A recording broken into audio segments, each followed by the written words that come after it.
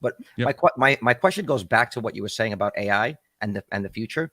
I feel like what Elon does a lot of times is he tells you exactly what he's planning to do, but it's so early and it's so Yeah. nonchalant that people don't take it seriously until it happens, Yes. and then it Yes. seems so obvious. Okay, so can you just explain to me what you see is like a future integration for this X app, Twitter, and Tesla? He said, okay, in a quote, "I promise that Twitter will bring great value to Tesla shareholders." Those seem really disconnected right now. But with I'm curious what your perspective would be, or what you think that long-term goal is that we're not seeing right now. And real quick, Farzad, to chime in, I want you to think about this as well. And if you could speak to this, is there a world in which Tesla invests a little bit in Twitter so that Elon can get out of this whole bankruptcy advertising stuff, so he can take some money from Tesla? But it's not like it's like a quid pro quo. It's like a legitimately Tesla's putting $1 billion into Twitter because, for example, maybe Twitter's giving them their data. You mean like buying a stake? Yeah, like I've always thought like Elon's having a big issue right now with Tesla, the advertising revenue, et cetera. What if Tesla puts $1 billion into Twitter? That's nothing to Tesla. And then Twitter gives them their API to train all their data. And like, that's the exchange. And every shareholder, I'm assuming, would be like, yeah, that makes sense. That's not like Elon cheating Tesla's money. I don't see. So with that example, I don't necessarily see how Tesla would benefit from that relationship. But so let me walk through how I think about that statement. And like the way you described it nails it, because I think, like he tells you what he's going to do, but it happens 10 years later. I mean, you nailed that. So how I see Twitter /X, which I think the more I think about X and Twitter, I think Twitter is a subset of X. Right. I think X as like is a much bigger company, and Twitter's just 1/5 or 1/10 of X. That's how I think about that partnership. But what's interesting about that, say, conglomerate or whatever you want to call it, is that long term, if Elon's vision becomes true, is that it's going to be a financial services company that could potentially offer you your extremely low rate, very 84-month loan for your Tesla potentially, and the media division of X could just run all the entertainment in your Tesla as well.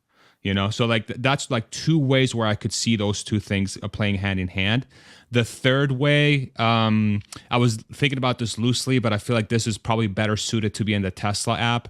But once Teslas can drive themselves, maybe you could hail a Tesla robotaxi from Twitter potentially, so that there could be some benefit there. So people don't have to download the Tesla app; they just hail their ride straight from Twitter. Oh, yeah. There's an opportunity. And then when they jump in the car, if they're watching a video on their Twitter feed or whatever, you jump in the car and then automatically goes to the main screen in the robotaxi, and you can just watch it in the car while the car drives you around. And you pay for it using the financial service, your wallet on Twitter, right? So there could be some stuff going on there, but that's I think surface level. There's probably going to be more interplay between those two companies that we're not thinking about yet. Like for example, the GM and Ford partnership with Tesla on the charging network. Why can't Twitter be the thing you use to pay for supercharging as a Ford owner? You show up, there's a thing like, pay for my supercharger or whatever. I don't know. Like it could just be the Tesla app there too. So that's how I think about those two things working together. And of course, the most obvious one is advertising. I think Twitter, with Elon's goal of it being the largest media company in the world at some point, then theoretically you'll have the most eyes. Like you'll have the largest percentage of eyes fixated on one place, and that becomes a perfect place to advertise a product, and in this case, a Tesla. So I think when he says that comment, it's probably related mostly to that if Twitter becomes the largest, say, media company in the world, or the largest magnet of eyes in the world or ears in the world, then you could tell those people about Tesla, and you would get the largest impact from doing that versus any other platform. That's how I think. I'd be curious to hear your thoughts, but that's how I think about it. Yeah. I think this is wishful. This is all wishful thinking. Twitter needs to do this, and Tesla needs to do that with Twitter. I think a lot of it is maybe one day that there'll be some level of integration, but it's not necessary for Twitter to succeed, nor is it necessary for Tesla to succeed. Both can succeed independently on their own merits, and each one can, like, I think what it is everyone wants to branch the success of another company based on the success of one, saying, oh, Boring Company is going to be really good because Tesla Starships. Like, no, they're unrelated. Run the businesses like they're supposed to be run at individual levels, hire the best people, let them do their thing. They're not, Elon did not buy Twitter for the benefit of Tesla shareholders, even though one of the benefits that Tesla is going to get is a lot of free advertising that's going to come along with it, right? I don't think it was in Elon's head at the time, like, hey, if I buy Twitter, that means that Tesla's going to get more exposure, even though that's probably the side thing that happened. So I think both companies should be run independently. Both have to have a segregated operating and business model that's unrelated to each other. And yeah, there could be some cross collaboration in terms of HR, but in terms of like integration of Twitter into Tesla, just seems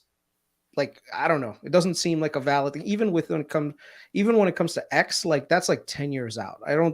The payment systems right now that are out there are so much more efficient, like with Visa, MasterCard, Amex, and everything else already integrated into the Tesla ecosystem. The question is, why would you want to have another party introduce another technology into it? And for what purpose? Like, you're saving a couple of cents here and there on transaction costs. I don't know. I just, I don't see the Twitter and Tesla like thing happening, at least not in the short term. Maybe another 10 years out, 20 years out, something like that could happen. I have another choice for you. Another off-color question or a serious question? I think let's do serious, because I have a serious question too. Serious question. Serious question. Gary Black is going to be doing like a showdown with Gordon Johnson, right? So that's wasn't that canceled?